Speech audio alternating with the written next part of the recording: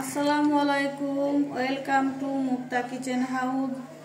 আজ আমি আপনাদেরকে পাঙাশ মাছ দিয়ে আলু বেগুন টমেটো রেসিপি করে দেখাবো। প্রথমে আমি পাঙাশ মাছ ভাজার জন্য লবণ হলুদ দিয়ে নেব। কড়াই গরম হয়ে গেছে, তেল দিয়ে দেব।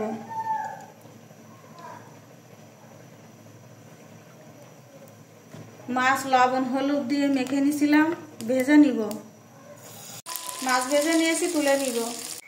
মাছ ভাজা তেলের ভিতরে আরো একটু তেল দিব।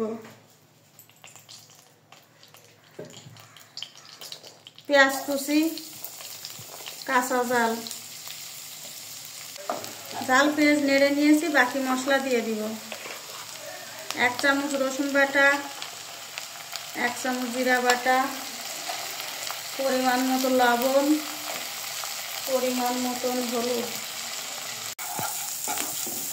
মশলা নেড়ে নিয়েছি, আলু বেগুন কষানোর জন্য পানি দেব।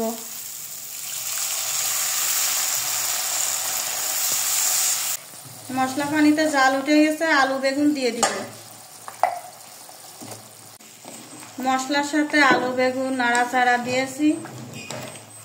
এবার আমি 5 মিনিট ঢেকে দিব। আলু বেগুন ভালো করে কষিয়ে নিয়েছি, সেদ্ধ হওয়ার জন্য পরিমাণ মতো পানি দিব।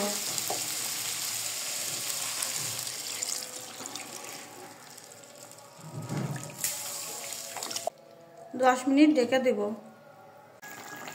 বেগুন অনেকটা সেদ্ধ হয়ে গেছে, ভাজা মাছ দিয়ে দিব।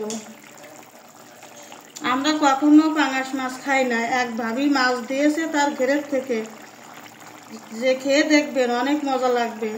ভাবি, আপনাকে অনেক ধন্যবাদ। কাঁচা টমেটো ছেলে নিলে নরম হয়। পাঙাশ মাছ দিয়ে আলু বেগুন টমেটো রেসিপি হয়ে গেছে, এখন আমি নামিয়ে দিব।